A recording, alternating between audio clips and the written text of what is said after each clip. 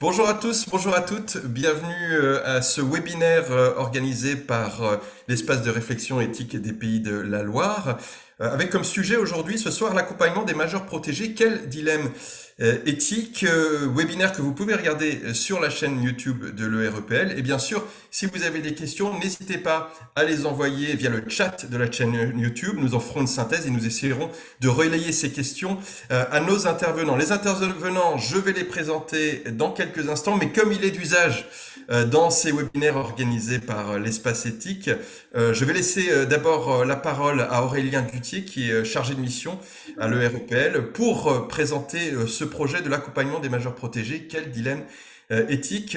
Aurélien, je vous laisse la parole. Oui, merci beaucoup. Alors, effectivement, je voulais vous souhaiter faire une petite présentation et puis après, je laisserai aux différents intervenants que je remercie vraiment beaucoup d'être présents.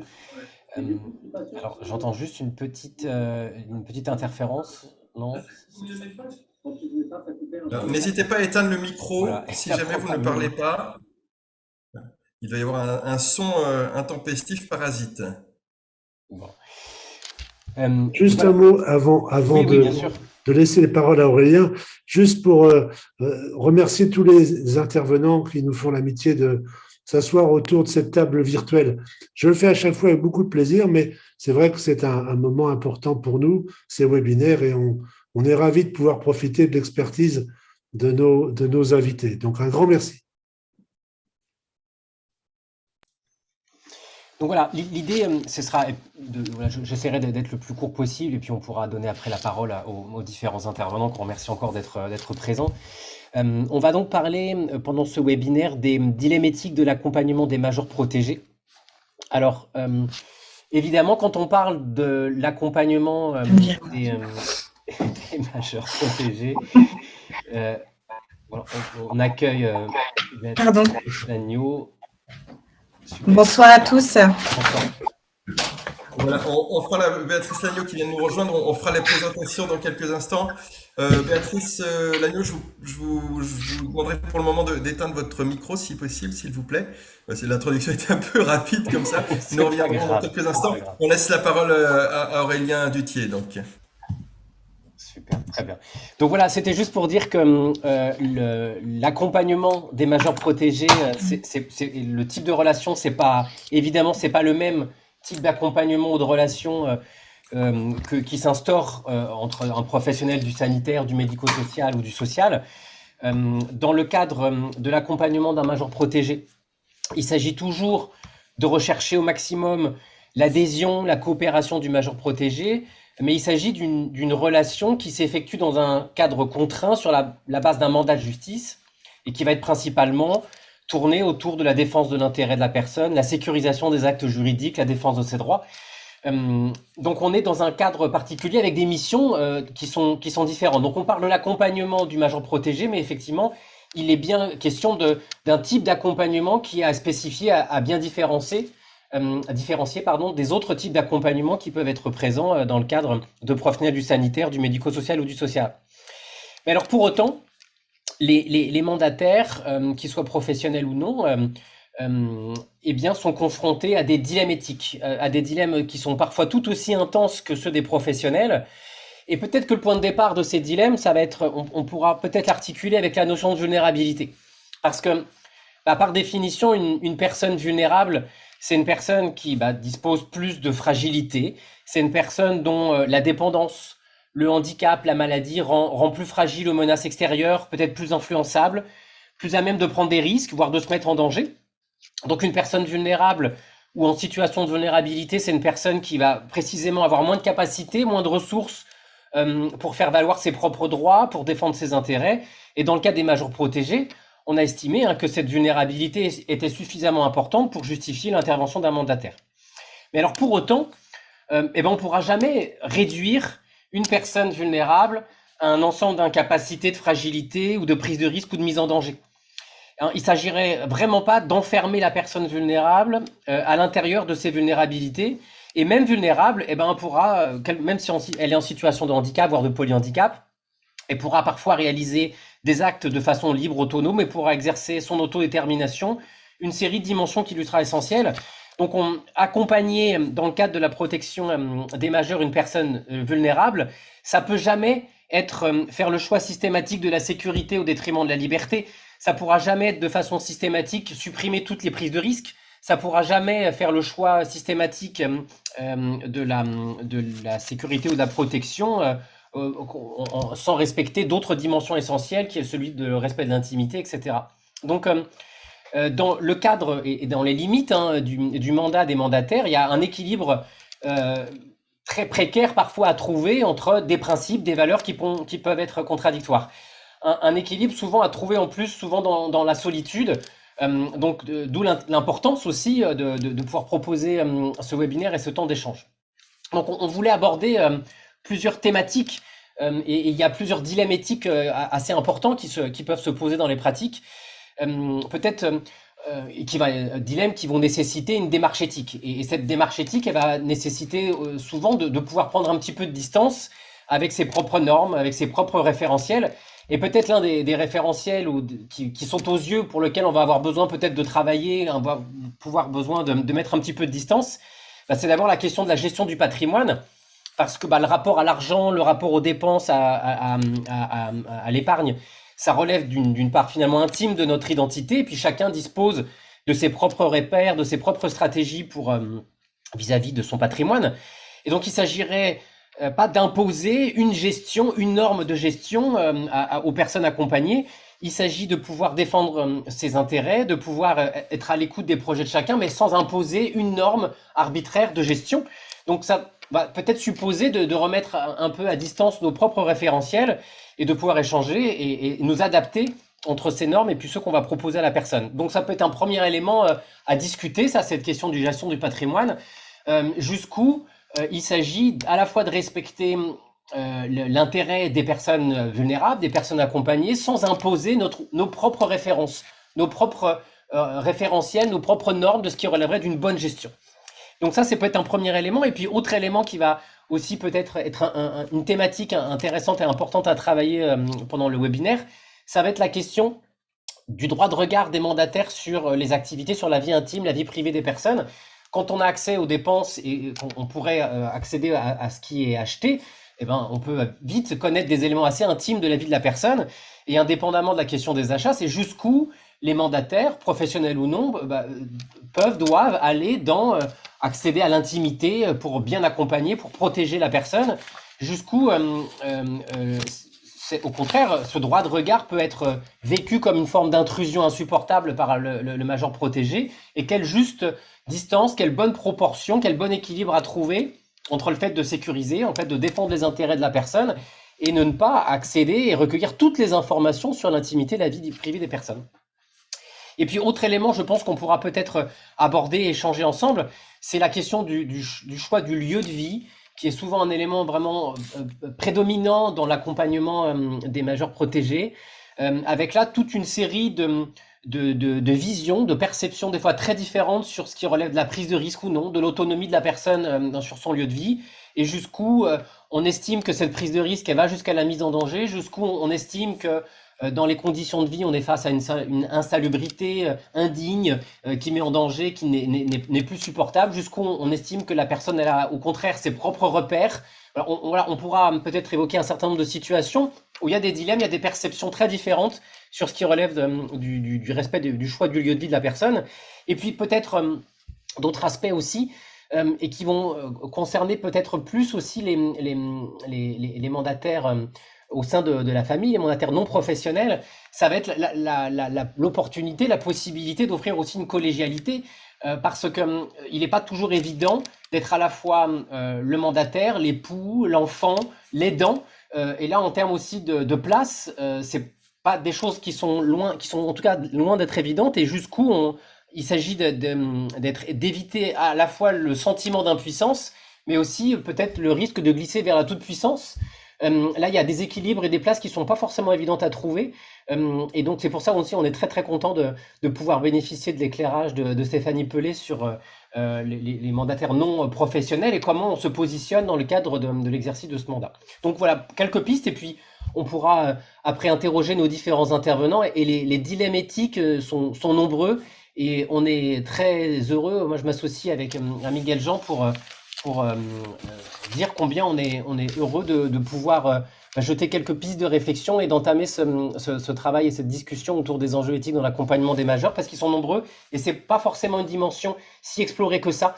Donc, il y a parfois un certain nombre de flous, un certain nombre d'incompréhensions sur les missions des uns et des autres. Donc, ce webinaire-là, il sera aussi dans le rôle et dans la destination de pouvoir peut-être éclairer et permettre d'offrir un peu de ressources sur des situations qui sont loin d'être simples. Donc voilà, merci pour cette introduction. Et puis, Xavier, si tu souhaites après présenter nos différents intervenants pour le webinaire de ce soir. Merci Aurélien. Alors juste pour dire que exceptionnellement ce soir tu restes avec nous hein, pour le webinaire et bien sûr tu interviens quand tu veux pour participer à la discussion. Les intervenants de ce soir donc Swazik et Le. Bonsoir Swazik, juge des tutelles.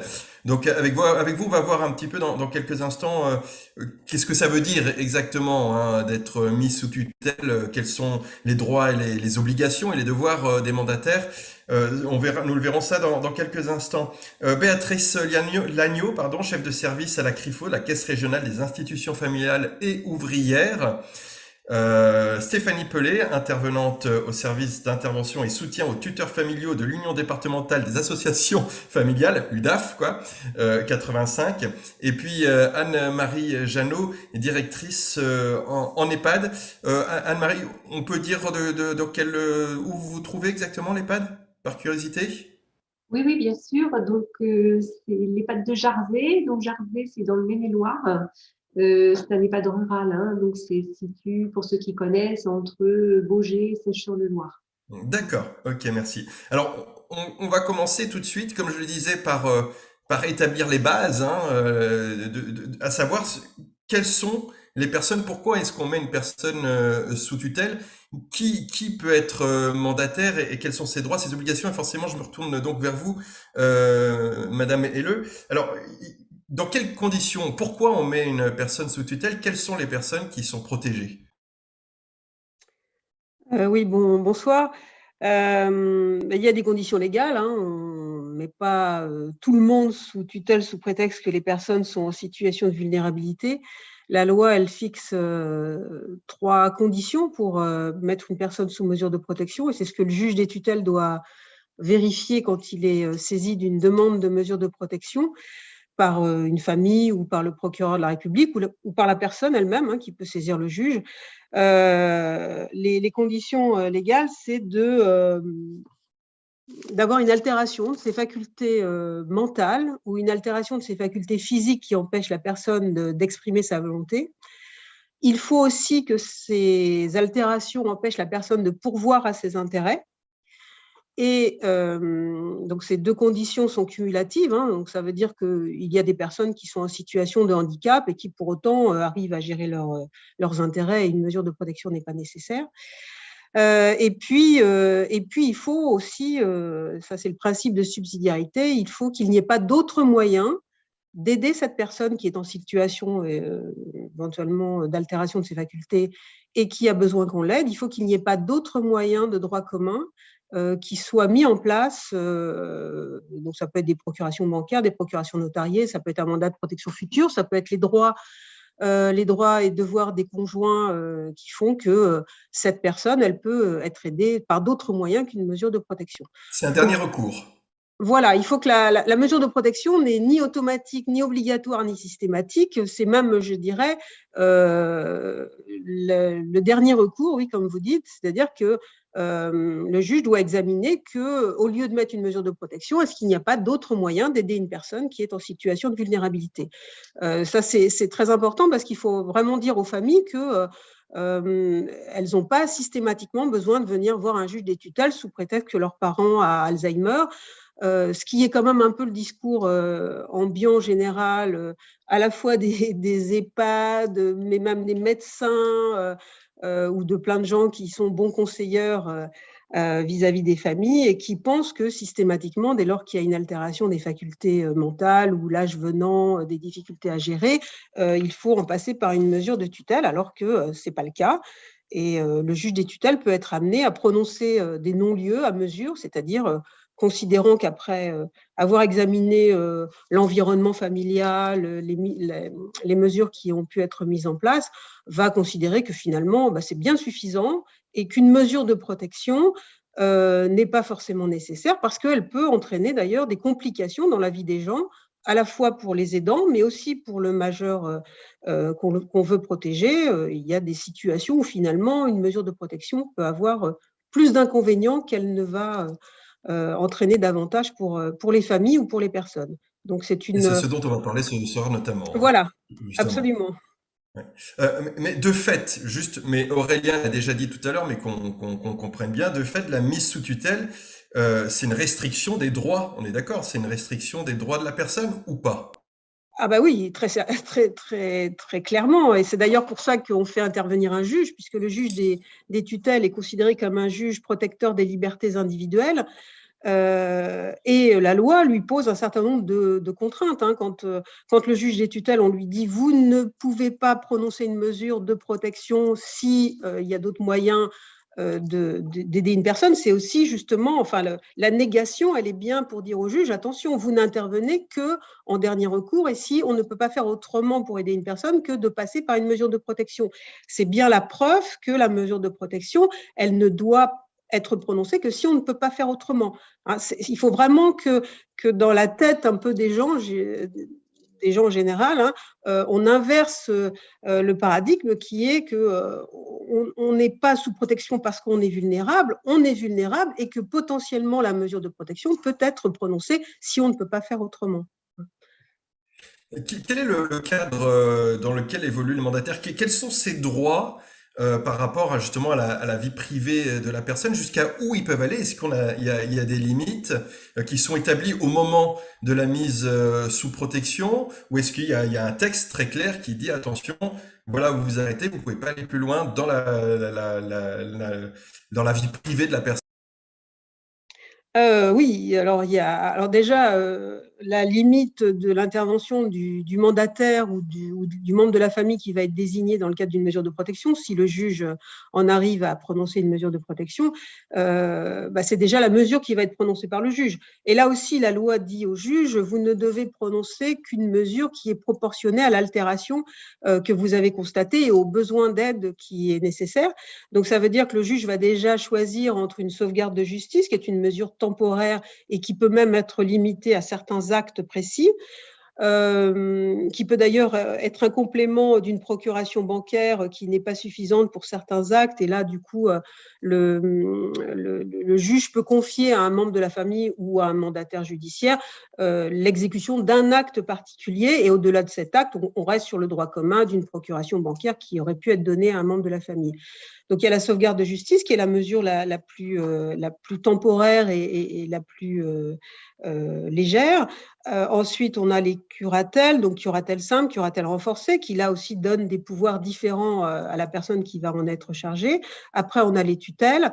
Dans les tutelles aussi, le juge peut éventuellement varier les pouvoirs qu'il donne au mandataire ou au tuteur, puisqu'il va pouvoir confier que des missions patrimoniales ou des missions patrimoniales et des missions sur la protection de la personne ou que des missions de la protection de la personne. C'est assez rare, mais moi, ça m'est déjà arrivé une fois de ne prononcer qu'une mesure de protection de la personne dans le cadre d'une tutelle. Et puis après, il y a les habilitations familiales qui peuvent revêtir un peu toutes les hypothèses déjà évoquées. Donc, le rôle du mandataire ou du tuteur ou du curateur familial, effectivement, est déjà limité par la mesure qui est confiée par le juge. Et puis ensuite, vous avez un certain nombre de textes, alors on ne va pas tous les citer, mais il y a un certain nombre de textes qui disent déjà que quoi qu'il arrive et quelle que soit la mesure prononcée, c'est le majeur protégé qui doit choisir son lieu de vie, qui doit choisir et décider des personnes qu'il voit ou qu'il ne voit pas, qui va prendre les décisions relatives à sa personne dans la mesure où son état le lui permet. Il y a un certain nombre aussi d'actes qui sont considérés comme strictement personnels et que personne ne peut faire à la place d'un majeur protégé. Par exemple, le consentement à l'adoption ou tous les actes autour de l'autorité parentale, ce sont des actes que, même si on place une personne sous tutelle, son tuteur ne pourra pas agir sur ces actes-là. Et puis, il y a des actes mixtes où là, on considère que avec une autorisation du juge, le majeur protégé pourra faire un certain nombre de choses sans assistance et sans représentation, c'est-à-dire, par exemple, rédiger un testament. Un majeur sous tutelle peut rédiger un testament si le juge l'y autorise, ou désigner une personne de confiance, ou faire des directives anticipées. Tout ça, ce sont des actes que le juge peut autoriser un majeur sous tutelle à faire, sans qu'évidemment son tuteur ne puisse intervenir. En sachant qu'en curatelle, tous ces actes-là peuvent être faits par la personne protégée, sans assistance et évidemment sans représentation. Donc il y a un certain nombre d'actes qui sont listés par les textes qui permettent aux majeurs protégés d'intervenir ou seuls ou assistés ou avec une autorisation du juge des tutelles. Très bien, merci beaucoup. Béatrice Lagneau, quand nous avons parlé au téléphone avant de préparer ce webinaire, vous m'avez, la première phrase que vous m'avez dite, c'était que tout votre métier, vous passiez votre temps à vous poser des questions éthiques. Qu'est-ce que vous avez voulu dire exactement? Est-ce que vous pouvez expliquer cela? Alors, si vous pouvez rallumer votre... Voilà, pardon. Moi, la technique, ça fait deux, comme vous avez dû le comprendre. Déjà, bonsoir. J'ai coupé, vous pouvez me redire votre question parce que j'ai coupé à un moment donné votre son. Excusez-moi. Il n'y a pas de souci. Ce que je disais, c'est que nous avons eu une discussion avant ce webinaire pour le préparer. Et la première phrase que vous m'avez dite, c'était que l'intégralité de votre métier, en fait, se résumait presque à des questions éthiques, justement. Est-ce que vous pouvez m'expliquer ce que vous vouliez dire? Alors, en effet, on se questionne. Enfin, moi, dans mon métier où j'ai pu exercer en tant que mandataire pendant plus de 18 ans, ça fait que 5 ans que je suis responsable d'une équipe. Ce qu'on se dit, et en effet, tout le temps, c'est vrai que ce que j'ai pu vous dire, c'est qu'on s'interroge toujours si ce qu'on va faire avec la personne, c'est toujours bien. C'est parce qu'en effet, on ne décide pas, comme vous pouvez le dire, Madame Helleux, on va pas décider. C'est se rappeler aussi que la personne est vraiment au cœur du dispositif et en fait, c'est de faire avec la personne, que nous, en tant que curateur ou en tant que tuteur, on ne décidera jamais à sa place. Mais c'est vrai qu'à chaque fois, c'est se poser la question, est-ce que c'est bien ce que l'on fait? Est-ce qu'on lui donne des bonnes directives, des bonnes, est-ce qu'on coordonne? Parce que notre métier de tuteur, c'est aussi de coordonner. C'est, en effet, j'insiste vraiment, c'est de ne pas décider à la place de la personne. Mais en effet, même si on est lié par un mandat, et c'est ce que aussi j'avais pu vous dire par téléphone, c'est aussi la complexité de nos métiers, de notre métier, de ne pas savoir. Les limites sont difficiles en fait à se dire. Tiens, voilà, faut que je tends vers ça, mais est-ce que je peux le faire et est-ce que je me situe moi en tant que personne ou est-ce que je me situe en tant que majeur protégé, personne protégée? C'est toute la complexité de ce métier et c'est pour ça qu'à chaque fois on se pose la question, voilà, c'est bien, c'est pas bien, et c'est toujours, on revient sur le fait, en tout cas nous dans notre association, c'est de redire et de recadrer, de recentrer, voilà, c'est vraiment la personne qui est au cœur de ce dispositif, c'est pas nous. Alors, je sais pas si je réponds en effet à votre question, mais c'est vrai que c'est tout le temps de se recentrer en fait sur la personne protégée. Si, on comprend bien que tout tourne autour de la personne, mais néanmoins, les mandataires, comme vous avez pu l'être, ou comme des mandataires familiaux, vous avez un vécu, vous avez une manière de vivre, et certainement que ceci, ça doit influer sur la manière dont vous allez travailler avec le majeur protégé.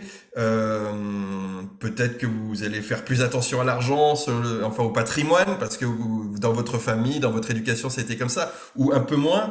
Comment on arrive à trouver une sorte de neutralité, on va dire, pour justement que vous n'alliez pas trop loin dans la gestion du patrimoine, ou justement que vous soyez pas, je parle de gestion de patrimoine ou autre, mais que vous ne soyez justement pas trop lax, on va dire. Comment trouver ce juste milieu malgré votre vécu? Est-ce que c'est quelque chose qui est possible? Alors oui, en tout cas, c'est possible. C'est vrai, on fait toujours en fonction. On est en effet on est propre personne, on gère aussi notre propre budget, donc on gère, voilà, moi, Béatrice Lagneau, je vais gérer mon budget de la famille, mon mari m'a fait. Voilà, mais en effet, quand on gère le budget d'autres personnes, c'est aussi se dire qu'il faut être neutre, très impartial en fait aussi, On a toujours sa propre pensée, son propre vécu. Mais à un moment donné, c'est se dire, c'est toujours compliqué de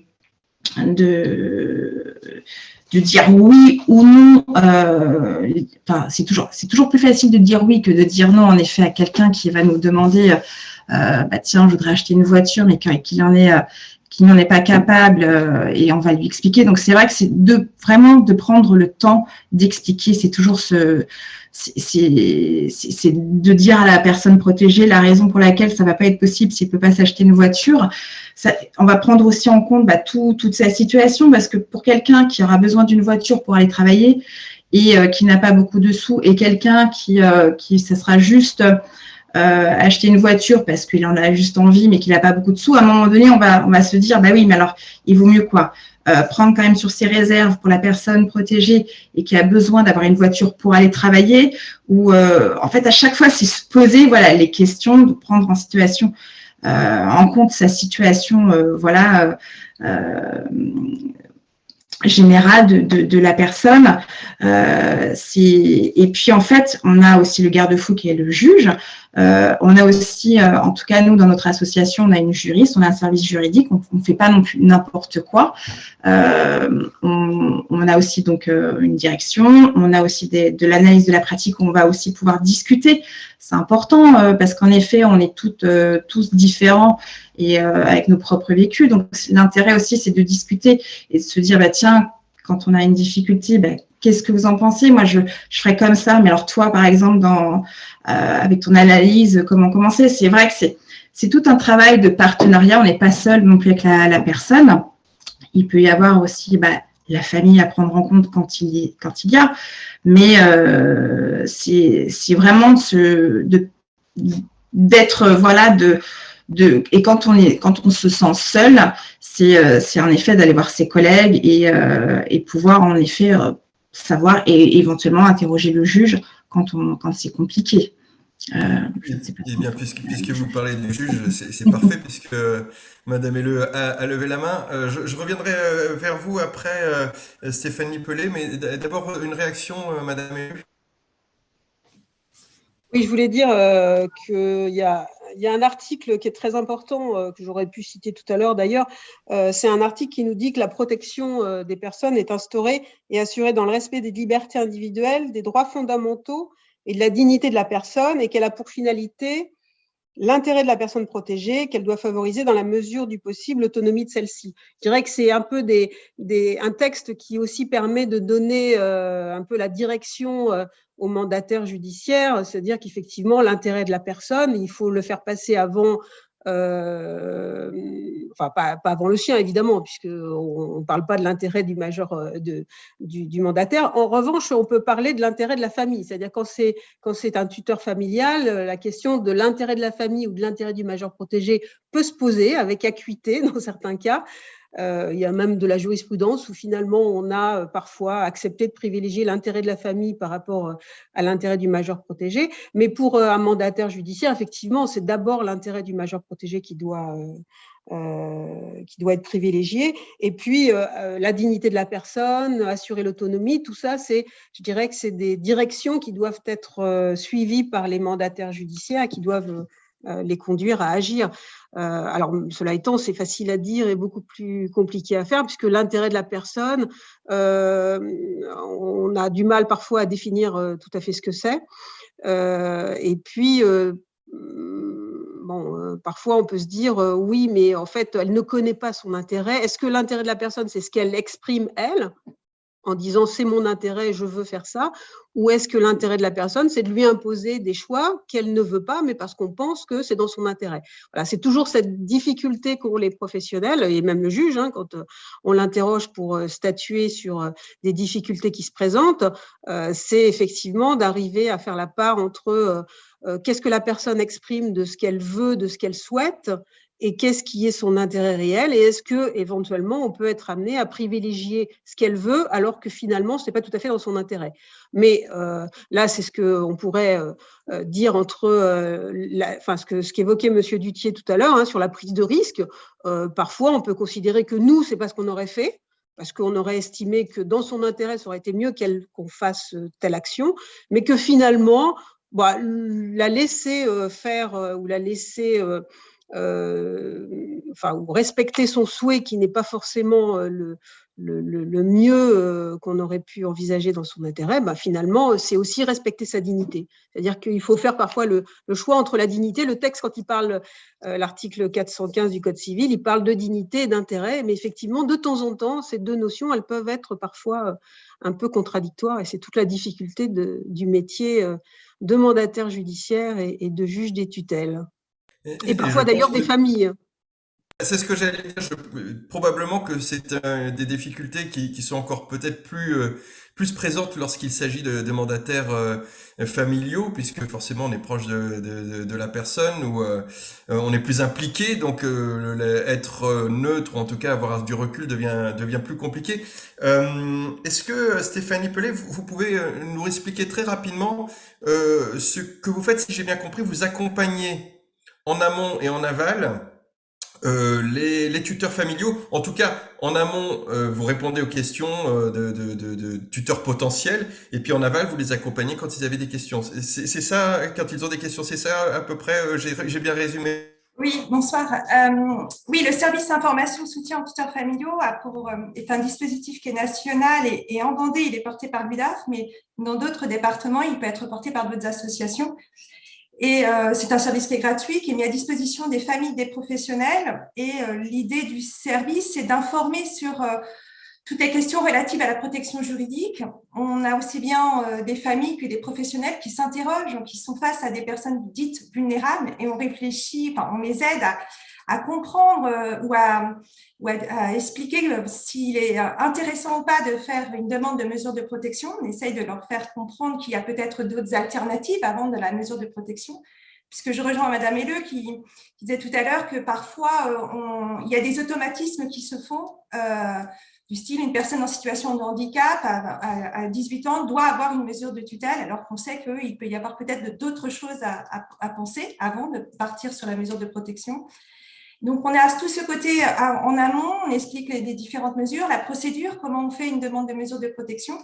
Ça, c'est une première partie. Et l'autre partie, c'est d'aider les familles qui ont accepté le rôle d'être protecteur familial, donc aussi bien curatelle, tutelle ou habilité familiale, de leur expliquer leurs obligations, les attendus du juge, comment défendre les droits et les intérêts de la personne qu'ils ont sous mandat. Voilà. Quelles sont les questions les plus fréquentes qu'ils vous posent? Aurélien en a parlé tout à l'heure, il a dégagé des thèmes, notamment le thème du patrimoine, et c'est vrai que quand on y pense, c'est un peu le premier thème qui nous vient, également la gestion du patrimoine. Est-ce que ça fait partie des questions principales qu'on vous pose, des premières questions? La première comment question, je vais gérer? Qu'est-ce que je dois gérer? La première question qu'on a souvent, c'est combien j'ai le droit de donner comme argent de vie courante à la personne. Ils pensent qu'une personne qui est sous mesure de protection doit avoir que 40 € par semaine ou que 50 € par semaine. Ils pensent qu'il y a vraiment un texte de loi qui dit voilà, une personne sous mesure, elle a le droit à avoir tant par semaine. Ça, c'est une question qui revient très souvent.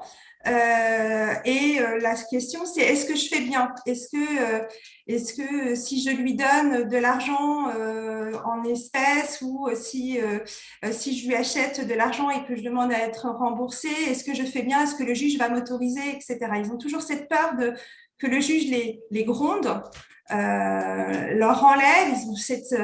Ils ont vraiment cette crainte, cette épée Damoclès, c'est le juge, et c'est très très peur. Ils ont très très peur à chaque fois de mal faire vis-à-vis de leur mandat ou de leurs parents ou de leurs enfants.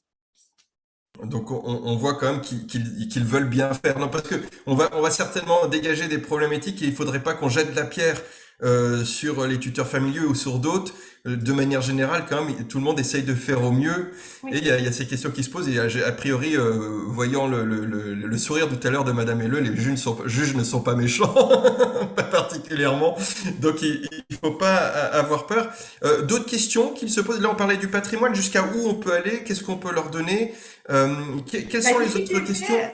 je dirais que la difficulté qu'ils ont les familles et que nous-mêmes professionnels, c'est de définir la protection à la personne. Alors, je ne sais pas si Madame Helleux va pouvoir nous éclairer les familles, mais il y a beaucoup d'idées reçues sur ça.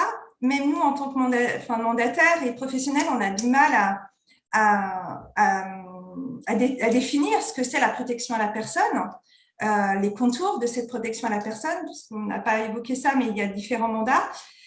Et je crois que ça, c'est pas compris. Il y a le mot protection et personne. Parfois, les familles entendent ça comme une protection policière, comme un garde du corps. Voilà, il y a forcément beaucoup d'idées reçues là-dessus. Ils pensent qu'ils peuvent décider d'empêcher leur enfant de voir que telle ou telle personne qui ont peut-être une mauvaise influence, donc il y a cette peur-là. Et puis, ils peuvent aussi décider, peut-être pour leurs parents, que ça y est, maintenant, il a l'âge pour rentrer en maison de retraite et puis il ira dans cette maison de retraite parce que j'aime bien cette maison de retraite, elle est sérieuse. Enfin, c'est des exemples, hein, mais je crois que la protection à la personne n'est pas très bien comprise et même déjà, en tant que professionnel, on a du mal à la définir. Alors, pour les familles, c'est encore plus dur. Juste une petite aparté, si j'ai bien compris, la protection, les tuteurs familiaux sont privilégiés par rapport à des tuteurs professionnels. De manière générale, on va d'abord vers la famille, vers les proches. Peut-être Madame Helleux pourrait répondre. Oui. Alors, si je ne me trompe pas, Madame Helleux pourra confirmer pas, mais l'idée, oui, c'est de prioriser la famille, de prendre la famille à prendre la mesure. En tout cas, je pense que mon expérience m'amène à dire que c'est la famille qui connaît le mieux les habitudes de vie de la personne, qui seront plus proches, l'accompagnement est de meilleure qualité. Enfin, en tout cas, voilà, est différente que des professionnels. Et donc, si la famille accepte de faire ce rôle-là, si c'est possible, et si le majeur accepte aussi, parce que parfois il pourrait y avoir que le majeur refuse, pour lui faire cette scission et cette séparation, effectivement, le juge va prononcer une mesure, va confier la mesure à la famille en premier lieu, et c'est à défaut les professionnels qui seront désignés. Mais Madame Helleux pourra certainement mieux vous dire le processus. Eh ben, je laisse Madame Helleux intervenir. Oui, effectivement, la loi fait une priorité à la famille. Il y a un texte qui dit très clairement que on doit d'abord désigner la famille, et puis même le texte dit que d'abord le conjoint et puis après les parents, etc. Et que ça n'est qu'à défaut d'un membre de la famille ou d'un proche qu'on peut désigner un mandataire judiciaire. Et je rejoins Madame Pelé sur le fait qu'effectivement, on doit aussi recueillir le sentiment de la personne protégée elle-même. C'est-à-dire qu'il peut arriver que des personnes protégées ne veulent pas impliquer leur famille dans la mesure de protection. Et dans ces cas-là, effectivement, le juge n'a aucune raison d'imposer un membre de la famille à un majeur protégé qui préfère que ce soit un étranger. Il arrive dans certaines situations que ce soit le cas. Et puis, parfois, le juge peut aussi être amené à écarter la famille qui voudrait être protecteur quand il y a des trop gros conflits dans la famille, ou quand on a le sentiment parfois que la famille pourrait justement surprotéger ou agir contrairement aux injonctions qui sont données par le texte que je visais tout à l'heure, c'est-à-dire l'intérêt du majeur protégé par rapport à leurs propres intérêts, ou qui ne respecteraient pas suffisamment la volonté de la personne. Par exemple, effectivement, vouloir lui imposer des choix qui ne sont manifestement pas ceux que la personne aurait souhaité si elle était encore en état de s'exprimer. Voilà, donc, alors, je dis ça, c'est dans des cas particuliers, mais c'est vrai qu'il ne faut pas avoir une image négative des membres de la famille. Je dirais, non, c'est bien ce que je disais, on ne jette pas la pierre. Hein, non, alors surtout, je ne jette pas la pierre parce que je suis très attentive à effectivement faire en sorte que les familles soient prioritaires. Et le fait est qu'on prononce énormément depuis 2015-2016 des habilitations familiales, c'est-à-dire des mesures qui sont forcément confiées à la famille, comme son nom l'indique, qu'on en fait beaucoup. et que dans cette mesure-là, le juge, en plus, ne va pas contrôler ce que fait la famille, enfin, sauf de rares exceptions. Donc, ça veut dire que là, on est vraiment en confiance vis-à-vis des familles et on leur laisse, je dirais, carte blanche pour gérer la situation. Alors, effectivement, il ne faut pas qu'il y ait de conflit, il faut qu'il y ait un consensus familial, il faut que, quand on examine la situation, on sente bien qu'il y ait de la bienveillance vis-à-vis de la personne à protéger et que dans 98% des cas, effectivement, on a plutôt des familles bienveillantes, des familles qui sont en difficulté, qui font le mieux qu'elles peuvent et qui sont plutôt là pour agir dans l'intérêt des personnes protégées. Donc, on écarte vraiment les familles dans des cas extrêmement limités, ou alors parce que les familles sont elles-mêmes démunies et ne se sentent pas en capacité de gérer la situation, ou sont éloignées, ou sont elles-mêmes en difficulté sociale ou de compréhension d'un certain nombre de choses, et elles sont plus rassurées par le fait que ce sont des mandataires qui interviennent. Mais la priorité familiale, effectivement, est posée par la loi, et dans la plupart des cas, ça fonctionne très bien. Mais, Béatrice Lagneau? Oui, je voulais juste rajouter dans le sens où les familles, en fait, il y a pas de coût. Il y a un coût quand ça va être des mandataires, en effet, d'associations, que ce soit l'UDAF, la CRIFO, ou faut rappeler, en effet, que c'est pas gratuit. Et je me permets de dire que c'est vrai que les juges, je sais pas si vous, Madame Helleux, vous en parlez dans vos auditions, mais nous, c'est très peu dit. Et souvent, en effet, nous, on arrive au premier rendez-vous, et on indique, ben voilà, c'est souvent quelque chose que l'on va dire un petit peu à la fin de l'entretien, quand on commence à constituer un budget, et là, on annonce le coût d'une mesure de protection.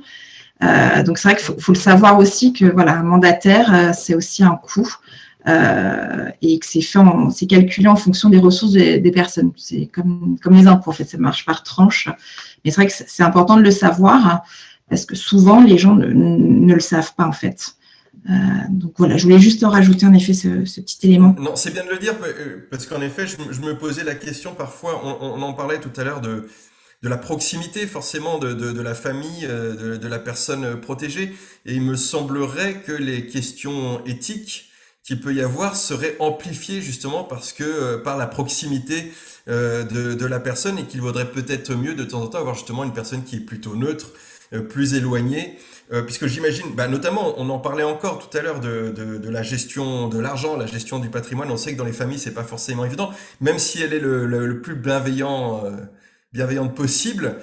Forcément, il y a des questions qui vont se poser, peut-être une sorte d'infantilisation de la personne protégée qui peut à la fois être un parent, et on va l'infantiliser parce qu'on va vouloir contrôler son patrimoine, on va vouloir contrôler où elle va pour son bien encore.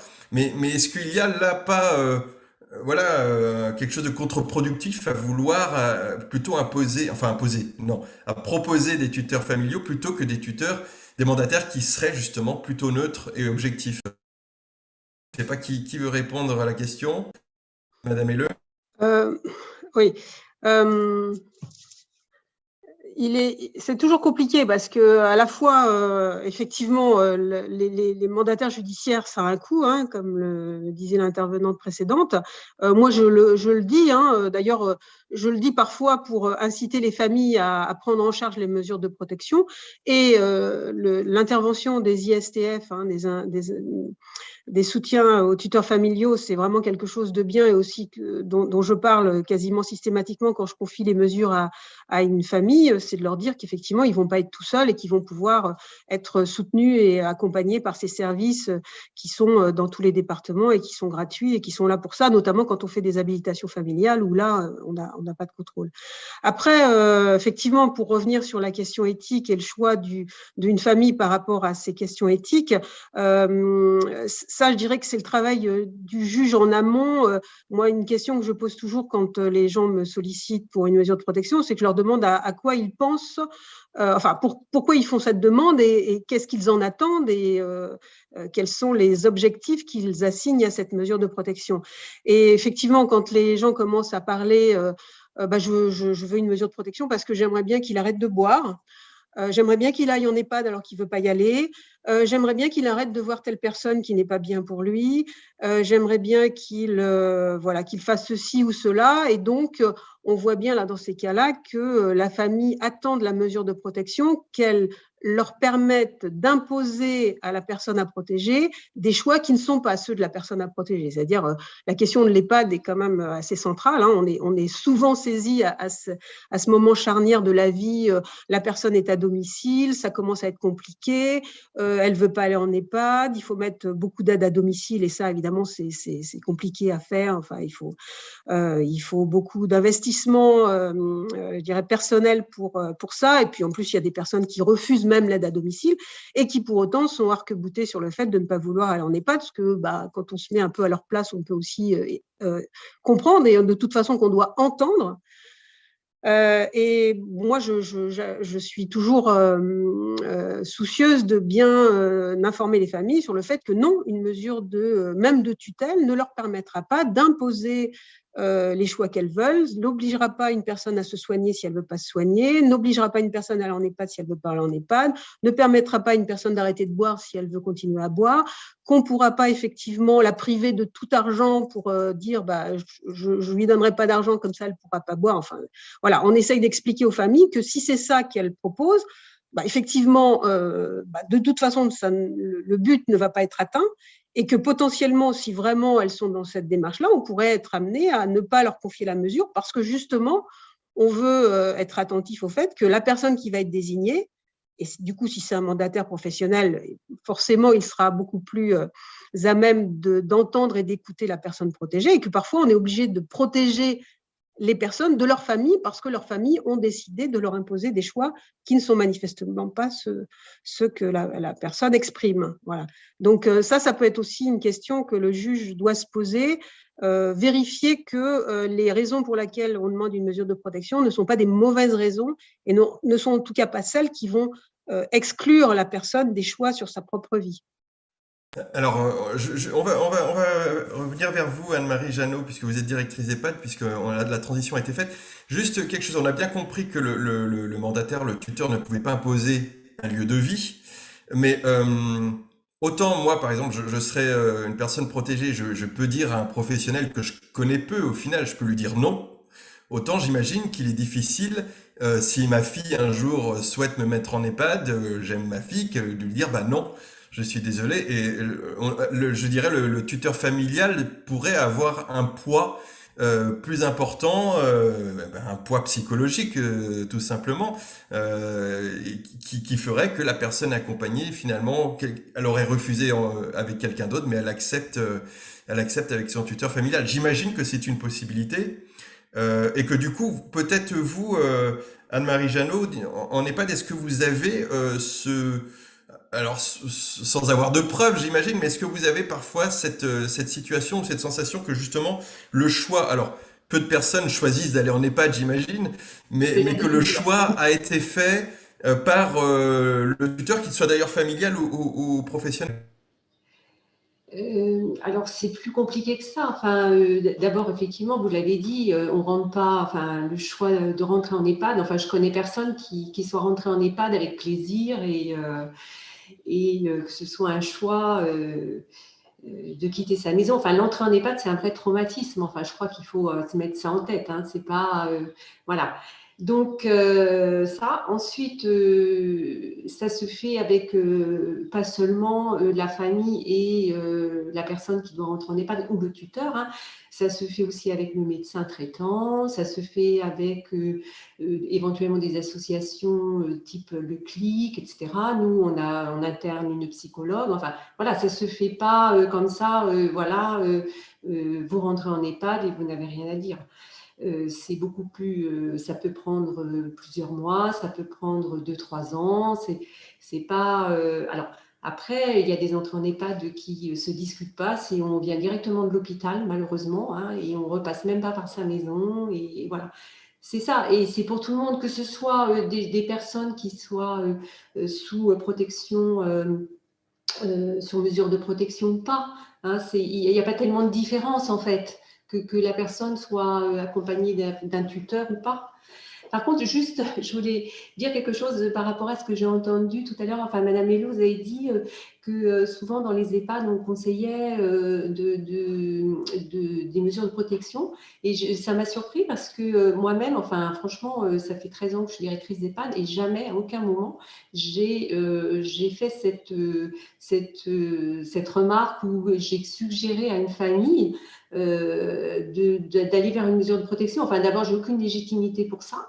Et je me sens pas du tout habilitée à dire, bah voilà, cette personne, il faudrait qu'elle soit sous tutelle. Enfin, je comprends même pas que ça puisse se faire. Voilà. Donc, je suis surprise que vous ayez ce regard-là.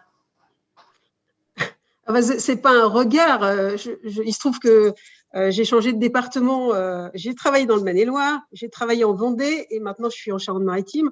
Il se trouve qu'en Charente-Maritime, on ne va pas citer trop d'établissements, mais il y a un établissement qui accueille des personnes âgées et les médecins ont décidé que dès lors qu'il devait y avoir une entrée en EHPAD, il fallait absolument que les gens soient sous tutelle. Même les services sociaux avec lesquels j'ai pu être en contact me disent oui, mais on est un peu coincé par nos médecins qui sont un peu dans ce systématisme.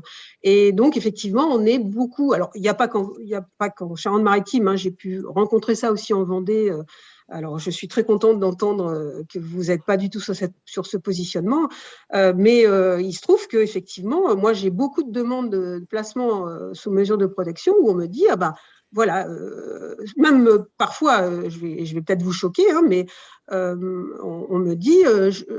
on m'a dit qu'il fallait que je mette maman ou papa sous tutelle, sinon je n'aurais pas de place en EHPAD. Non, mais puis je ne l'ai pas entendu une fois, je l'ai entendu plusieurs fois. Alors, ça marche aussi avec les handicapés. Je n'aurai pas la place dans la masse que j'envisage si vous ne mettez pas mon fils sous tutelle. Par une association en plus, c'est beaucoup mieux par une association parce que les familles c'est quand même un peu pénible.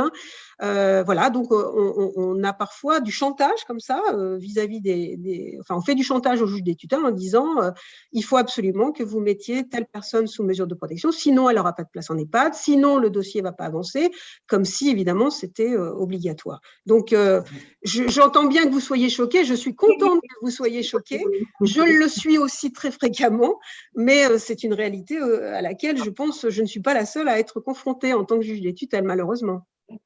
Et ce sera l'occasion Dans le cadre du service ISTF, on a souvent des premières demandes de familles qui nous appellent pour nous dire que justement leurs parents est hospitalisé, voilà, le retour à domicile va être compliqué et qu'en gros, on leur fait comprendre que s'ils veulent une place en EHPAD, ça serait préférable d'avoir une mesure de protection et qu'effectivement, le top du top, c'est qu'en plus, ça soit… des fois même, ils ont même le nom de l'organisme, dire que ce soit telle association qui soit tuteur. Donc oui, en Vendée, en tout cas, nous avons souvent des appels comme ça. On va revenir sur ma chaise. On va revenir sur les professionnels justement et leur connaissance éventuellement de ce principe de personnes protégées, puisque c'est quelque chose dont on avait parlé ensemble également, Stéphanie Pellet, de la méconnaissance de certains professionnels du principe de personnes protégées. Madame Lagneau, vous vouliez réagir ? Oui, je voulais juste te dire, moi j'adorais qu'on ait une baguette magique. C'est souvent d'ailleurs, moi j'ai souvent dit en tant que déléguée à la protection, enfin quand voilà, je suivais les dossiers, qu'on avait les familles et qui nous disaient mais il faut absolument les faire rentrer en maison de retraite parce que blablabla. Ben non, on n'est pas, on n'est ni devin, on n'est ni voilà. Moi j'adorais à la fois quand on nous demande où trouver un logement quand il faut aussi, ben non, on n'a ni passe-droit ni de baguette magique, on fait comme s'il n'y avait pas de mesure de protection. Et souvent, c'est ce qu'on leur dit, qu'est-ce que vous feriez s'il n'y avait pas de mesure de protection? Et souvent, ça arrête d'ailleurs les personnes, parce que là, le fait d'avoir une mesure de tutelle ou curatelle, enfin qu'un membre de la famille en ait une, elle ne se pose plus de questions en fait. C'est, il y a une tutelle, il y a une curatelle, le tuteur, le curateur, il va tout faire. Non. Et moi, souvent aussi, je le répète en tant que responsable, parce que parfois, avant de passer devant le juge, c'est compliqué quelquefois quand le délégué a un souci avec une personne ou éventuellement la famille. Donc, quelquefois, d'avoir aussi affaire aux responsables, ça permet en effet de pallier, d'expliquer les choses, mais c'est souvent de leur dire non, enfin voilà, on se substitue ni à la famille aussi, et en même temps on n'a pas de passe-droit, rien, voilà, et c'est souvent de leur rappeler, voilà, qu'est-ce que vous feriez s'il n'y avait pas de mesure de protection, et souvent ça arrête les personnes en fait, et là elles se re-questionnent, oui. Et ça permet aussi de faire retomber quelquefois l'agressivité parce que parfois on peut être en colère parce les personnes aimeraient tellement, c'est parce que c'est par la crainte, c'est la méconnaissance aussi des mesures de protection. Donc voilà, je voulais juste rajouter en effet que moi j'aimerais avoir une baguette magique. Oui, malheureusement, ça n'existe pas. Donc voilà. Juste avec vous, Stéphanie Pellet, nous avions parlé justement des professionnels. On en parlait un petit peu là, les médecins ou des associations qui demandent à ce que une personne soit mise sous tutelle avant d'aller en EHPAD. Et on avait dit, on en avait parlé, Stéphanie Pellet, du fait que les professionnels qui entourent les personnes protégées ou en tout cas qui peuvent l'être ne connaissent pas finalement comment ça fonctionne. Oui, tout à fait. Je pense qu'il y a il faut qu'on parle de la mesure de protection et peut-être je crois comme disait Madame Lagneau, les professionnels autour ont le réflexe de se dire il y a une curatelle, il y a une tutelle, donc c'est à lui de tout gérer. Il y a plus en fait, la personne qui est sous mesure de protection, elle a des droits et normalement, on est des porteurs de leurs droits. On doit activer les services et tout ça, les dispositifs qui existent. Mais en fait, c'est comme si dès que vous dites qu'il y a une mesure de protection, c'est au curateur ou au tuteur de tout gérer. Il y a une très grande méconnaissance là-dessus. Un manque de formation et effectivement parfois les familles, donc ça nourrit aussi une idée reçue sur la tutelle, donc les familles aussi partent sur des idées reçues sur le tuteur doit faire ci, le tuteur doit savoir bien gérer l'argent, doit faire attention au patrimoine, il doit faire attention à la succession, il doit faire attention à tout, il a des connaissances dans plein de domaines. Et en fait, ça brouille un petit peu la protection juridique en elle-même, le sens de la mesure de protection. Et je pense que les professionnels, moi, là, je suis plus trop dans le domaine de l'ISF, mais en tant que mandataire, parfois, c'est les professionnels connaissent mieux mon travail que moi. Je connais mon travail. Ils sont en capacité de me dire ce que je dois faire, comment je dois faire mon travail, alors que je ne me permettrai pas, on ne se permet pas de dire à une infirmière comment elle va gérer, donner les soins, et qu'on soit infirmière en libéral ou infirmière à l'hôpital ou infirmière à l'école, on a bien le titre d'infirmière, mais on ne fait pas les mêmes choses. Mais souvent, pour les mandataires, les professionnels ou les intervenants extérieurs connaissent mieux notre métier que nous-mêmes. Voilà. J'approuve. Et donc, pour les familles, c'est compliqué. Nous, autant quand on est mandataire professionnel, on doit tout savoir, on doit avoir des passe-droits sur tout. Enfin, ils pensent en fait qu'on a accès à tout. Et quand la famille accepte d'être protecteur, eh bien, elle est complètement isolée. Elle est toute seule. Elle ne sait pas vers quel dispositif frapper, aller sonner, aller voir. Des parents qui sont tuteurs de leur enfant en situation de handicap, ils sont complètement coupés des dispositifs de l'action sociale. Ils ne savent pas comment… alors, ils ont pris l'habitude de faire le dossier de renouvellement d'AH, ça, ils savent le faire. On leur a expliqué au moment du passage mineur au passage majeur. À la majorité, ils ont compris. Et puis après, ils ne savent pas tout ce qui existe, tous les accompagnements possibles. Donc, en fait, les familles qui sont tuteurs, elles se prennent un rôle, mais très, très grand, et elles ne savent pas où aller et comment interpeller les professionnels, les autres services médico-sociaux. Et j'imagine que… Alors, Xavier, ton micro est débranché, on ne t'entend plus. Alors, est-ce que ça marche cette fois-ci? Oui, c'est bon. Et j'imagine que ce sentiment un peu d'abandon ou de solitude doit amplifier les questions éthiques qu'ils peuvent se poser, c'est-à-dire jusqu'à où ils peuvent aller dans la gestion du patrimoine, dans la gestion de la santé de la personne, dans toutes les questions qui peuvent se poser. Ça doit rendre les choses bien compliquées. Oui, oui, oui. Et parfois, en fait, ils sont démunis, ils n'en peuvent plus, ils sont épuisés. Et donc, mais ils ont le sentiment qu'il faut qu'ils passent le relais à un professionnel parce que lui saura faire. Ils sont vraiment, ils perdent toute confiance. Ils savent plus comment gérer. Ils n'osent plus frapper à la porte. Ils savent plus voilà, ils sont perdus. Donc, oui, voilà, ça les interroge. Et comme ils ont toujours cette histoire de juge et de la peur que le juge leur reproche, les gronde, leur disent qu'ils ont mal fait, ben, ils font plus rien. Et ils s'isolent complètement.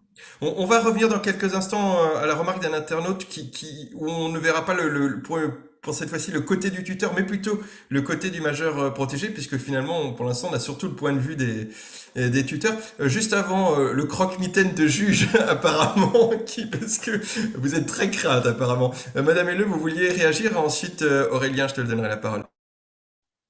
Oui, je voulais réagir par rapport à ce que disait Madame Pelé et Madame Lagneau aussi, hein, sur le fait que il n'y a pas de baguette magique. Ça, c'est quelque chose que je dis souvent en audition aux gens. Hein. Je leur dis, vous venez un peu en dernier recours devant le tribunal et devant le juge des tutelles, alors que nous, on va pas pouvoir régler les problèmes que vous avez pas réglés, et que tous les services sociaux n'ont pas réglé avant, et que tous les intervenants avant n'ont pas réglé, comme si en arrivant devant le juge, ça allait tout régler, et puis que la baguette magique, elle était, je leur dis qu'elle n'est pas fournie avec le jugement quand on désigne un mandataire professionnel ou un membre de la famille.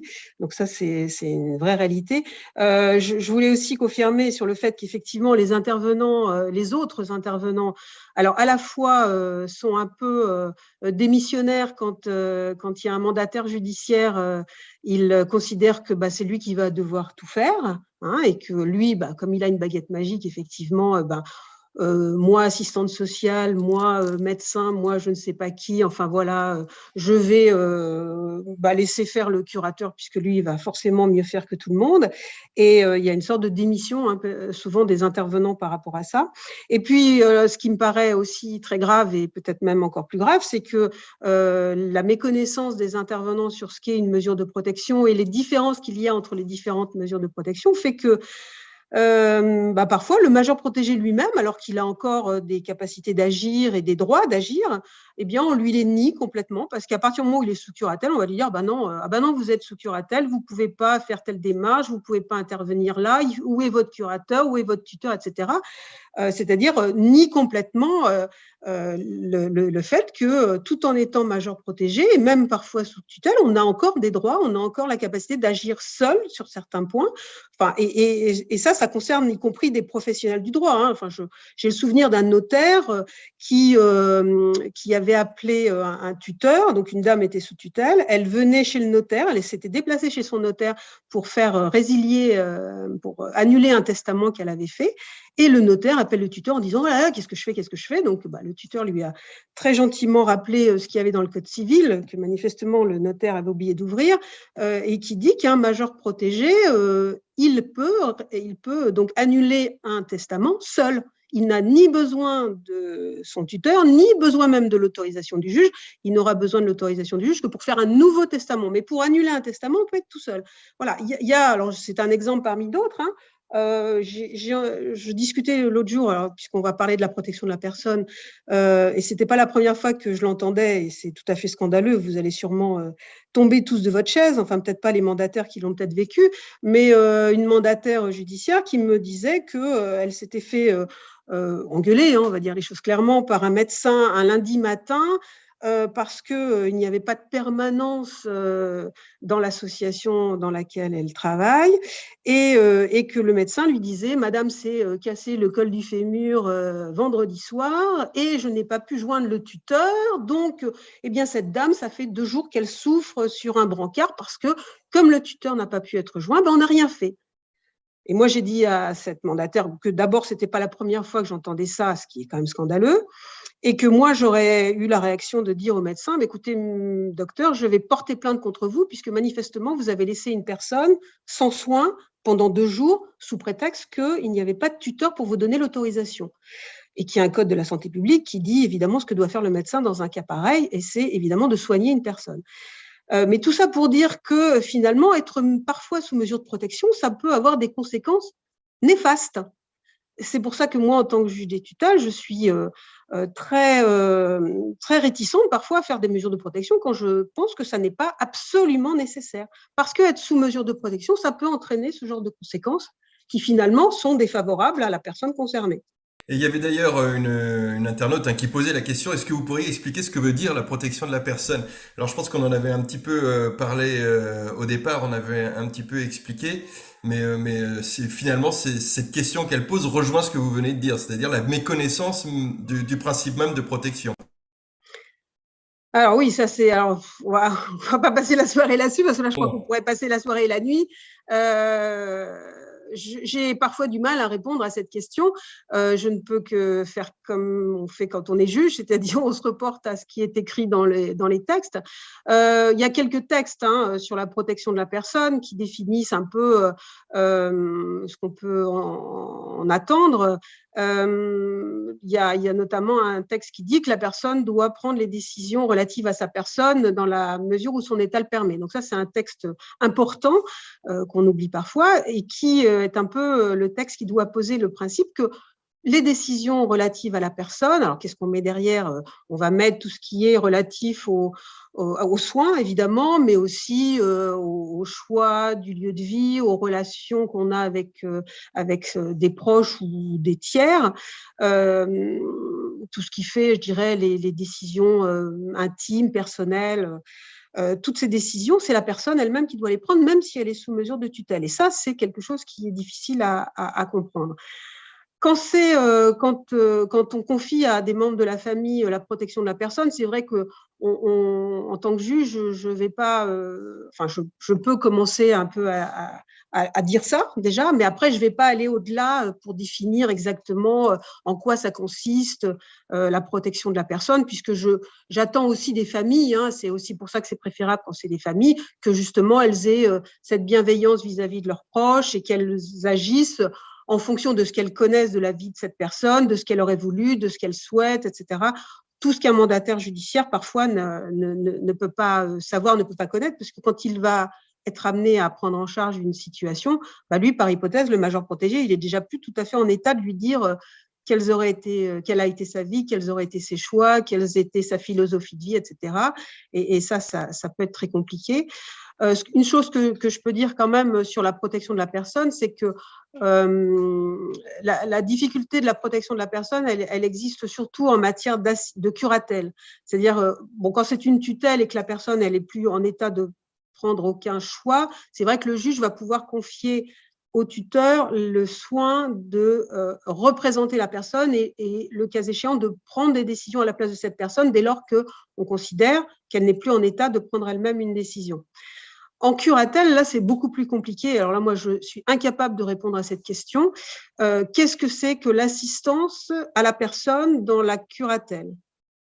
Alors, comme je ne sais pas ce que c'est, je ne confie jamais, ou alors très rarement, j'ai dû le faire 2 fois dans ma carrière, je ne confie jamais à un mandataire judiciaire une protection de la personne dans le cadre d'une curatelle. Parce que autant dans la curatelle, pour tout ce qui est de la protection patrimoniale, il y a un texte qui dit la protection la protection des biens, c'est en fait co-signer les actes de disposition avec le major protégé. Donc, c'est apposer sa signature sur un contrat ou un acte particulier avec le major protégé. Autant l'assistance qu'on confierait à un mandataire judiciaire, je ne sais pas ce que ça recouvre, mais en tout cas, ce que je sais, les conséquences que ça pourrait avoir, c'est que finalement, en termes de responsabilité, on pourrait y mettre tout et n'importe quoi. Dans le sens où vous auriez dû assister la personne, vous auriez dû lui prendre le rendez-vous médical chez le cardiologue, vous auriez dû peut-être l'accompagner ou vous assurer qu'elle y allait bien. L'assistance, est-ce que c'est accompagner la personne dans une démarche médicale, dans une démarche sociale, Et donc, j'ai tendance à penser que la responsabilité que je donnerais, puisque je ne le fais pas, à un mandataire judiciaire dans le cadre d'une curatelle est tellement important que je préfère ne pas confier des mesures de protection. Et je pense aussi qu'une personne qui peut être seulement accompagnée, assistée dans le cadre des actes patrimoniaux, par hypothèse, elle doit pouvoir prendre ses décisions personnelles toute seule dans le cadre d'une curatelle. Et donc, cette assistance, autant dans les familles, bon, on peut la laisser parce qu'on sait bien que les gens, ils vont assister, ils vont prendre les rendez-vous, ils vont accompagner. Autant quand c'est un professionnel, on ne peut pas imposer à un professionnel de prendre les rendez-vous médicaux, d'accompagner la personne dans les rendez-vous médicaux, etc. Ouais, Et la responsabilité professionnelle, elle n'est pas, c'est pas une hypothèse d'école.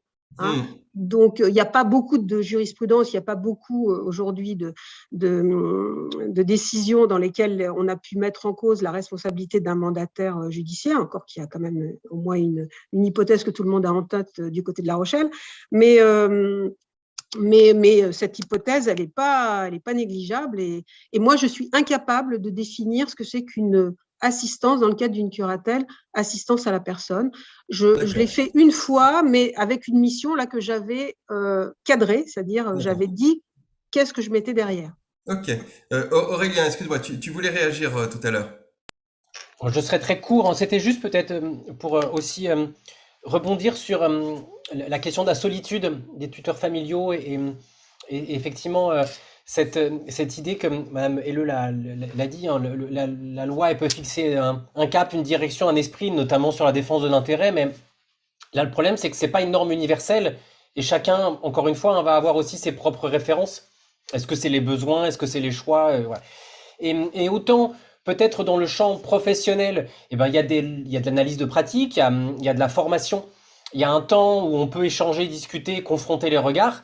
Autant pour les tuteurs familiaux, cet espace de pouvoir échanger, discuter, il est très compliqué, il est très difficile. Donc c'était pour rebondir par rapport à ça et puis re-questionner nos participants là sur aussi comment on peut aider, comment on peut aussi accompagner ces tuteurs familiaux. Il n'y a pas de formation évidemment obligatoire, mais est-ce qu'il y aurait la possibilité peut-être de pouvoir offrir plus de ressources pour essayer de confronter différentes perceptions? Vous l'avez dit, la plupart sont très bienveillants, mais le problème c'est justement, là on est sur les dilemmétiques, c'est qu'on peut être très bienveillant et aller jusqu'à une relation des fois de toute puissance quand on est justement avec des proches vulnérables. Ça va rejoindre aussi, je vois qu'il y avait des questions sur la pression qui peut être présente dans la société. Il y avait une remarque en disant la société n'accepte pas forcément non plus les choix des personnes, des majeurs protégés. La famille aussi, parfois, elle va devoir aussi subir la pression de la société ou le regard qu'on peut avoir sur les tutelles en disant comment ça se fait que cette personne a pu prendre des risques où il n'y a pas eu cette surveillance, etc. Donc c'était aussi pour poser la question comme quel type de soutien, quel type d'accompagnement proposer espace pour échanger et discuter sur ces dilemmes de la part des mandataires familiaux et puis peut-être aussi interroger sur à partir de quand on alerte, à partir de quand on signale et on estime qu'effectivement là on glisse vers quelque chose qui n'est plus de l'ordre de la protection mais qui est vraiment de l'ordre de la toute-puissance. Quels sont les outils, les leviers et comment on l'aborde aussi avec les tuteurs familiaux, parce que c'est vraiment des éléments qui sont importants et qui sont assez récurrents dans les situations compliquées. Voilà. Très longue question. Qui veut répondre? Peut-être Stéphanie Pellet, vous avez une. Oui. Je sais pas. Quand vous accompagnez effectivement, les mandataires familiaux. Je reconnais que ce qui est compliqué pour les familles, c'est qu'elles n'ont pas de formation. Nous, les mandataires, ont forcément une formation qui est obligatoire, qui explique un petit peu la philosophie de la loi et les missions et les différentes mesures. Les familles, elles prennent la mesure avec déjà leurs propres idées qu'elles vont mettre derrière tout ça, avec leur sens, leur propre sens de la protection. Donc, c'est très compliqué. Évidemment, elles n'ont pas d'analyse de la pratique, elles n'ont pas ces espaces-là pour réfléchir, pour prendre du recul. En plus, ça fait écho à la propre histoire familiale. Parfois, ça vient changer les lignes. Nous, au service information soutien aux tuteurs familiaux, on peut les rencontrer. On a organisé des petits cafés tuteurs sur des thématiques. On organise des conférences aussi sur une thématique en lien avec la mesure de protection juridique, essayer de prendre un peu d'auteur en invitant des intervenants extérieurs pour parler de telle ou telle chose. Voilà un petit peu ce qu'on peut proposer. C'est effectivement, quand elles nous interpellent, souvent, c'est qu'elles ne savent pas faire et en fait, on essaye de reprendre la situation, leur problématique et d'essayer de redonner du sens, du lien avec le sens de la loi et de dire ça, voilà ce qu'on attend de vous en qualité de protecteur. Par contre, toute cette question-là, là, vous êtes plutôt sous la casquette de la famille, de l'héritier ou du parent ou sous la casquette de l'enfant. Il ne faut pas mélanger les genres. On essaye vraiment de les aider à réfléchir sur quels angles elles prennent la problématique en question. Voilà. Et après, pour les professionnels, parfois on a des professionnels d'EHPAD qui sont aussi très à mal, très mis en difficulté dans des situations, notamment sur les droits de visite. Je ne sais pas si tout à l'heure, Madame Anne-Marie va pouvoir faire part de ça, mais parfois les EHPAD sont mis à mal parce que le parent est dans la chambre et il y a un conflit familial très très grand dans la fratrie et sous prétexte que je suis tuteur, je vais empêcher, je ne veux pas que ma sœur, avec qui je suis fâchée, aille voir mon père parce qu'elle a une mauvaise influence ou pas, peu importe. Et les directeurs sont un peu, ou les services d'EHPAD, ils sont un peu mis à mal. Donc, on essaye de leur rappeler et leur dire aussi que s'ils constatent, ils peuvent aussi alerter. Ils ont le droit d'alerter le juge. Ça, c'est pas toujours compris. Ils pensent que c'est seul le curateur ou le tuteur qui peut alerter le juge des difficultés. Mais on leur rappelle aussi que tous les intervenants autour de l'environnement, s'ils constatent quelque chose de malveillant, de néfaste, eh bien, ils peuvent alerter au contraire le juge, simplement à faire le constat et poser la Anne-Marie Jeannot, ce sont des situations auxquelles vous avez pu être confrontés, des tuteurs qui outrepassaient en gros un petit peu leurs droits auprès du majeur protégé. Disons que oui, quand il y a un tuteur familial, c'est assez rare. Moi, j'en ai pas beaucoup, mais ça se passe souvent dans le cadre d'un conflit familial, en effet. C'est vrai que c'est souvent dans ces moments-là.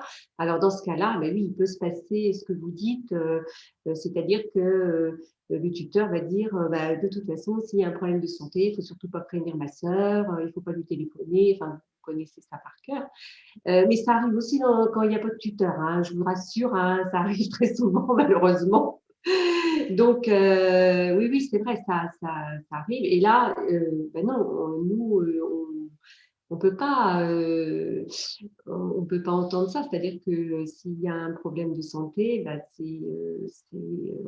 toute la famille est prévenue, quoi. C'est pas que le tuteur.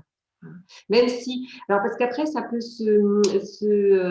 comment dire, il y a la désignation de la personne de confiance. Et donc, quand il y a un tuteur, oui, souvent c'est le tuteur qui est la personne de confiance. Donc, c'est vrai qu'on privilégie quand même la relation avec la personne de confiance quand il y a une décision à prendre, notamment dans le cadre des fins de vie. Mais dans le cadre de la fin de vie, nous, on tient souvent, on tient même toujours à avoir l'ensemble de la famille, c'est-à-dire avoir une réunion avec l'ensemble de la famille avant. Et j'en profite pour dire qu'un autre webinaire sur les personnes de confiance a été organisé en février, que vous pouvez le retrouver sur le site YouTube de l'EREPL. Si la personne protégée se met en danger par les actions qu'elle commet, alors en danger, ça peut être en danger physique, mais ça peut être en danger vis-à-vis de la loi, par exemple.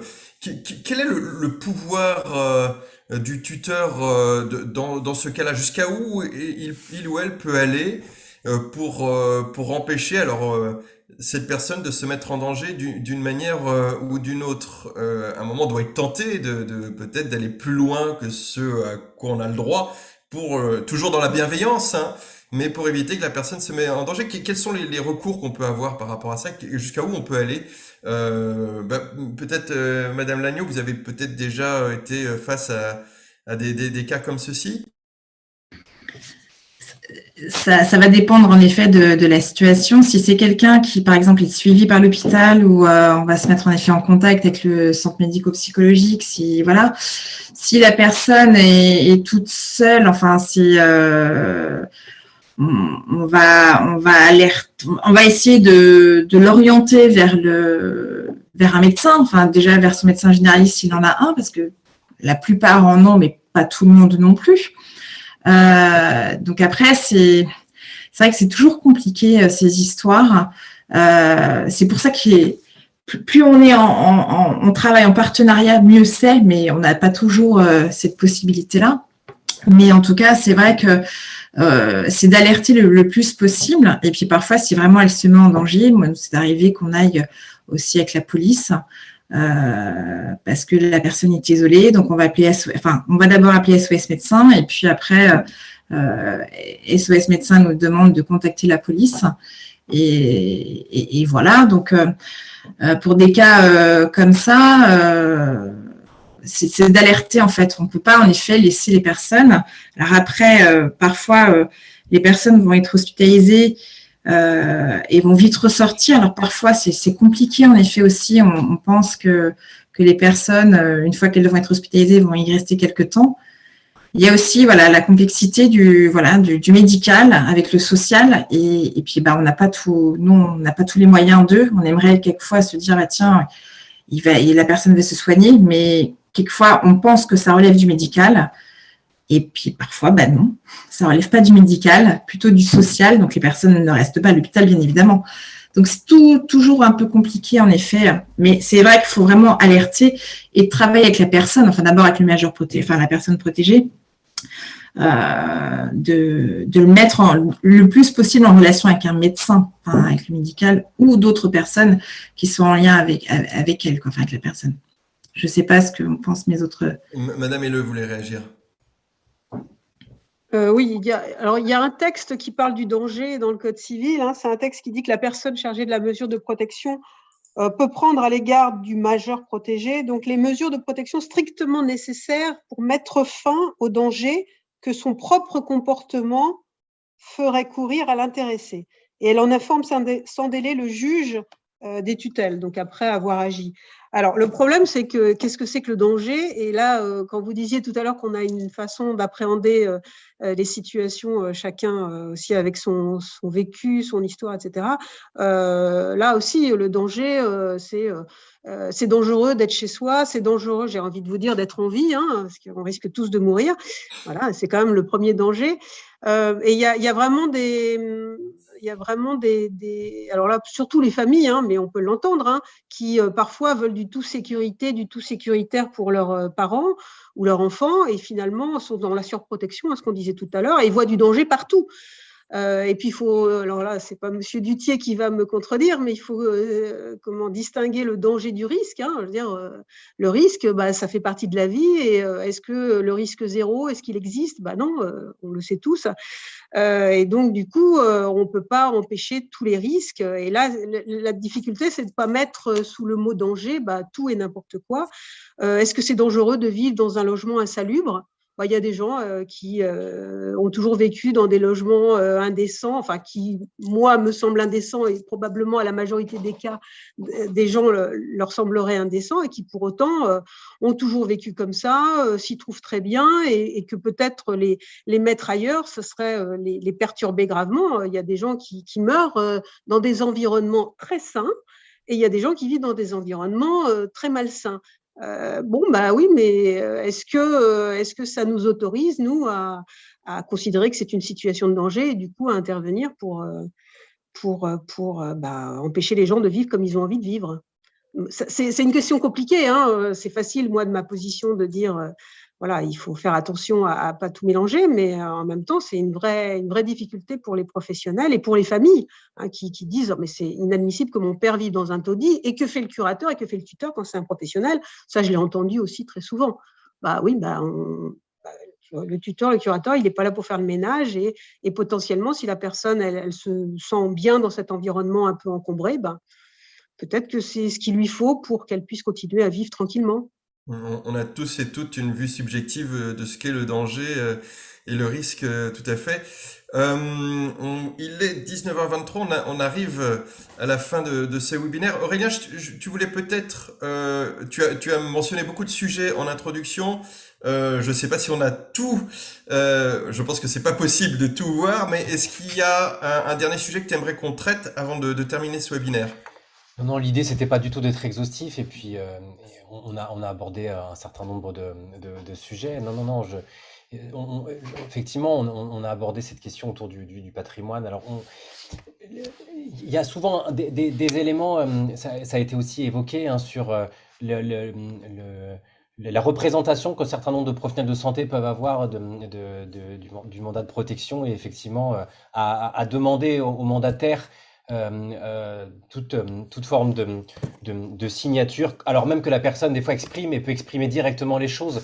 Donc ça, c'est effectivement des choses aussi à reprendre. Alors peut-être un élément pour lequel on n'a pas forcément beaucoup échangé, mais sans forcément obligation, mais c'est vrai qu'il y a aussi l'aspect de la vie affective, voire de la vie sexuelle dans des situations de personnes en situation de handicap ou de personnes vraiment en situation de dépendance, où effectivement, là, Mme Helleux parlait des éléments ou des choses strictement personnelles et qui n'ont pas à être surveillées, n'ont pas à être protégées, à être traversées par le regard des mandataires. Mais effectivement, on a aussi parfois des retours où ces dimensions, qui sont des dimensions absolument essentielles, très personnelles, très intimes, il peut y avoir, que ce soit des mandataires professionnels ou non, une espèce d'inquiétude et effectivement de façon très bienveillante une volonté de séparer des personnes ou même des relations d'amitié parce qu'il y a une suspicion d'extorsion, voilà. Mais c'est effectivement jusqu'où on peut aller et quel est le champ d'intervention des mandataires et jusqu'où on peut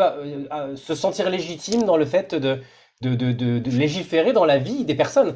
Voilà, ça c'est peut-être aussi un élément qu'on a évoqué, mais qu'on n'a pas forcément traité explicitement. Mais voilà, il ne s'agissait pas d'être exhaustif dans les sujets, mais de pouvoir faire passer des messages importants. Alors, peut-être sur cette thématique-là, les uns et les autres avaient envie de réagir, mais l'idée c'était surtout de faire passer les messages transversaux importants. Il nous reste 5 petites minutes. Je propose que chacun dise un petit mot par rapport à tout ce qui a été dit, peut-être répondre à la question que se posait Aurélien, mais si on pouvait résumer, tout ce que j'entends, c'est que c'est tellement subjectif, non seulement la fonction de mandataire, mais également la vie de la personne protégée, sa famille. Ce sont des situations tellement différentes qu'il est très difficile d'avoir on va dire un plan établi de ce qu'il faut faire, de comment il faut le faire et de quel niveau on doit intervenir. C'est un peu ce que je ressens et je comprends donc cette parole de Béatrice Lagneau que je disais, la première chose qui a été dite quand on s'est vu au téléphone, c'est mon travail consiste à faire des choix éthiques. Et c'est un peu ce que je retiens de ce webinaire, moi personnellement. Je vous invite à dire donc chacune un petit mot peut-être, si vous voulez. Anne-Marie Jeannot, qu'est-ce que vous en tirez de tout ça par rapport à vous, votre travail en tant que directrice des... Je veux juste dire que j'ai appris beaucoup de choses ce soir, donc je remercie les dames qui ont témoigné, parce que c'est vrai que de mon point de vue, moi c'est un peu loin quand même, et ça va me permettre de mieux comprendre, d'avoir peut-être des meilleures relations avec les tuteurs, notamment qui ne sont pas familiaux, que je ne connais pas trop. Voilà, donc je vous remercie pour ces échanges. Madame Lagneau. Je dirais que le travail de partenariat est énorme en fait, et je rejoins ce que vient de dire Madame juste avant. Parfois, en effet, on est isolé, donc quand on peut avoir quand il y a des gens qui travaillent autour de la personne, qu'on ne soit pas seul à tout coordonner. Voilà, j'ai envie de dire, plus on est de fous, plus on rit, mais c'est un peu ça en fait. C'est de travailler ensemble pour la personne. Voilà, pour apprendre à travailler ensemble, savoir travailler ensemble pour la personne protégée. Voilà. Stéphanie Pellet. Oui, tout à fait. On est clair. C'est plus on va plus loin tous ensemble, ça, c'est certain. Et puis je pense que si les familles, elles ont toute leur place. Il faut qu'elles se fassent confiance aussi, qu'elles peuvent réussir. On est là, le service est là, le service information soutien aux tuteurs familiaux est là. Il faut venir insister en disant que on peut les aider à accepter cette mission. Et après, je pense aussi que on a peut-être culturellement besoin aussi de parler, nous tous, peut-être pour notre propre protection un jour, mais en tout cas, de parler en famille, de communiquer, parce que derrière tout ça, moi j'entends, c'est que souvent, la mesure de protection, elle est révélateur d'un fonctionnement familial, d'histoire familiale, d'un passé qui peut être compliqué. Donc, des fois, c'est des règlements de compte ou des fois, ça vient changer les lignes, l'organisation d'une famille. Et je pense que le mot d'ordre, c'est la communication. Et puis, vous parlerez de ça, comment vous voudriez, en tout cas, qu'on s'occupe de vous quand vous serez moins vieillissant ou moins alerte. Parce que à tout moment, on peut être aussi nous-mêmes sous mesure de protection. On a un accident de la vie, voilà, on se retrouve dans le coma à l'hôpital. Enfin bref, ça peut être des fois très compliqué. Et donc, voilà, communiquons tous ensemble. Madame Helleu. Oui, enfin, moi, ce que je retiens et ce que je voudrais faire passer comme message, c'est que les familles, elles sont quand même, la plupart du temps, les meilleurs protecteurs de leurs proches. Et que c'est aussi pour ça qu'il ne faut pas forcément les embarquer dans des mesures de protection qui sont extrêmement culpabilisantes. On n'a pas parlé de ça, hein, mais je le ressens bien, hein, les gens qui viennent me voir, ils sont souvent en grande souffrance parce qu'ils ont besoin d'aide, et aussi en grande souffrance parce que venir voir un juge pour placer son enfant ou son parent sous mesure de protection, c'est extrêmement culpabilisant et traumatisant. Et ce que je trouve dommage, c'est qu'on les emmène vers cette voie judiciaire, alors que finalement, souvent, moi, je les rassure justement pour leur dire, mais vous faites déjà... vous accompagnez déjà votre parent, vous faites déjà des choses depuis des années, continuez comme ça parce que vous faites très bien. Et je crois que c'est quand même ça que je retiens, moi, hein, dans mon travail, c'est que finalement, les familles sont déjà là et ils font un travail énorme pour accompagner leurs proches dans les difficultés que leurs proches rencontrent, mais qu'eux-mêmes rencontrent. Voilà. Puis après, je ne vais pas redire tout ce que tout le monde a dit, hein. C'est vrai que c'est un travail de coopération entre tous les professionnels, et la meilleure connaissance des uns et des autres et du travail et des difficultés qu'on a chacun dans notre rôle, c'est essentiel, et qu'on travaille beaucoup mieux quand on se connaît. Merci à toutes, merci à toi Aurélien. Je pense que on va laisser la parole, comme d'habitude, à Miguel Jean, directeur de l'EREPL, qui fait les conclusions de ces webinaires. Je ne vais pas conclure après tout ce qui vient d'être dit, c'est trop bien. Juste remercier les intervenants pour leurs efforts pédagogiques à mieux faire connaître un métier et un périmètre d'action qui est très important, très méconnu. Et puis peut-être former un vœu, c'est que la personne ne disparaisse pas derrière le mandat de protection. C'est peut-être ça qu'on peut dire comme petit mot de conclusion. Merci en tout cas à toutes et à tous. Merci Xavier encore pour une animation toujours aussi brillante. Merci à toi Miguel, merci à toutes et à tous. Et puis bien sûr, on l'a dit, hein, ce webinaire, vous pouvez le revoir sur la chaîne YouTube de l'espace de réflexion éthique des Pays de la Loire, dont Aurélien, tu peux nous passer l'adresse? Je crois que c'est assez simple. C'est www.erepl.fr. Voilà, tout simplement. Et puis on vous dit donc au prochain webinaire, et merci à tous tous les internautes qui étaient là, qui ont envoyé leurs questions et qui ont donc suivi avec attention ce webinaire. Merci à tous. Merci à tout le monde.